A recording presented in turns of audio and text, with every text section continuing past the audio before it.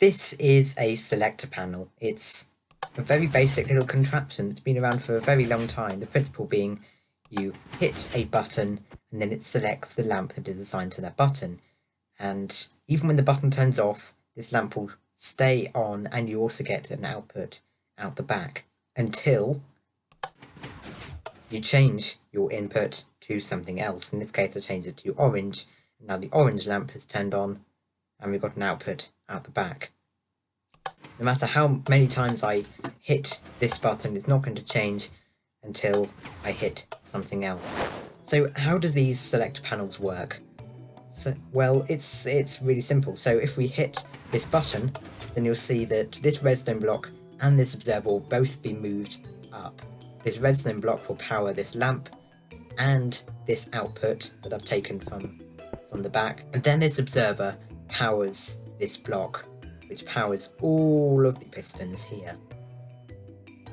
What that does is it attempts to move all of these modules back down, but because a button pulse lasts for exactly a second, this piston is not going to fire and push it back down because, of course, extended pistons are immovable, I've said many times on this channel. So obviously exactly the same thing will happen whichever button you pick. So if you pick this one, for example, then the module moves up, it pushes everything else back down and singulates this in this output. It's incredibly useful for things like brewing stands where you want to pick a certain output, but this is a bit basic and you are limited with this exact setup to 13 wide. So you could use something like this. Now, this is a system that is based off a design by Palla on Java Edition and has been colloquially named the Palla Selector. So my friend Kono helped me. His channel will be in the description below, by the way, go and check it out. Helped me create this system, and we managed to make it extremely compact. It fits almost within a perfect little cube, which really satisfies my inner perfectionist. As you can see, if we hit this button, for example, then that's going to act exactly the same way as our selector panel, and we can also do the same thing on the side, and those two inputs are combined and the lamp between them gets selected, and we also get an output out the back as well, which is really useful. And of course, if you wanted to change this output, you do have to change it individually through X, and through Y you can't change it sort of diagonally. But as you can see, it works absolutely flawlessly. It's such a satisfying system. And something which I'm also very fond of is this button at the side here. This is the reset button, and if I just press that, then all of the lamps will turn off. So whichever lamp you've got selected, if you hit this button, then it will turn it off. So if I do, for example, first from top and fifth from left, then it's going to select that one, and we're also, of course, going to get an output out the back here. But if I hit this button, then it's going to reset. It does take a little while because of delay, but it's not too bad. So how does this work, I hear you ask?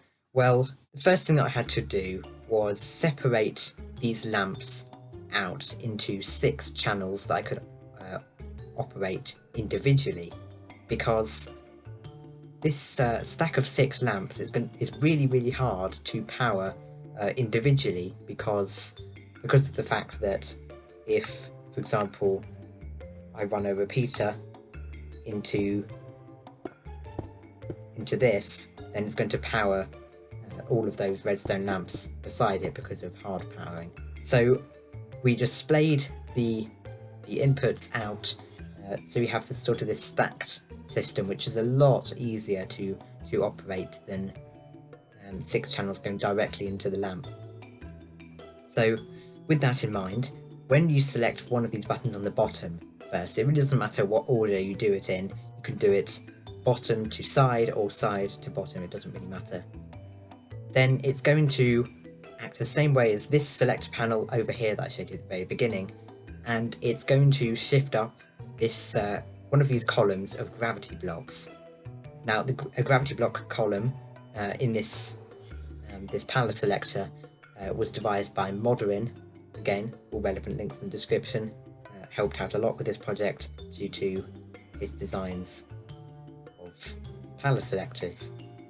So this column of gravity blocks gets pushed up, or the one that corresponds to whichever button. So for example, if I hit this button, that is 7th from the left, and you'll see that the column 7th from the left here will be pushed up. Now you see that it alternates sand and anvil, and the reason why is that anvils cannot conduct redstone through them, but sand can. So when we shift up this column, it means that when we power one of these stacked channels, the only lamp that's going to power is the one that corresponds to the sand that's been pushed up. So the side selector panel is exactly the same as the bottom one, except it's a little bit more complicated because of the fact that I needed to power all of these pistons when one of these observers moved across, and I did that using this really smart system that I'm very proud of.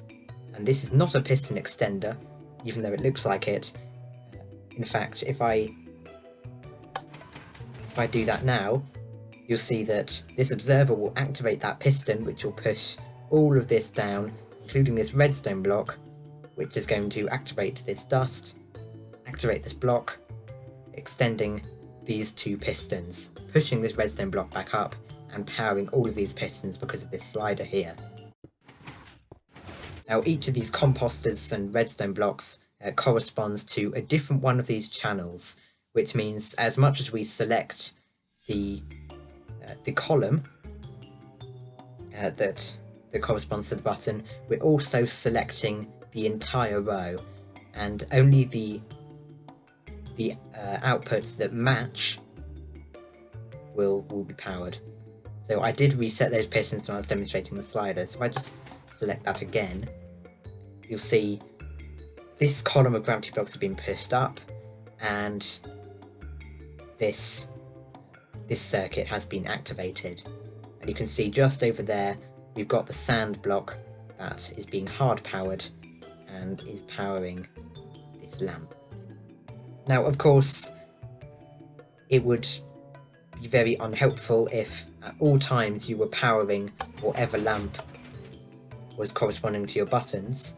So if you wanted to turn the system off and have no outputs, then you can just hit the button here and that resets everything.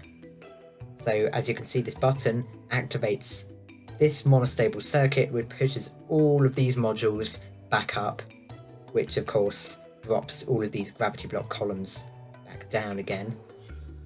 And it also sends a monostable pulse into this dust here, which pulses all of these pistons to the side, which serves exactly the same purpose as just activating all of those pistons. That's just a short video that I thought I would share with you. I don't do showcases on this channel very often, so I really hope you enjoyed. Unfortunately, that's all I've got time for today, so thank you so much for watching. I'll see you all in the next video. Bye bye.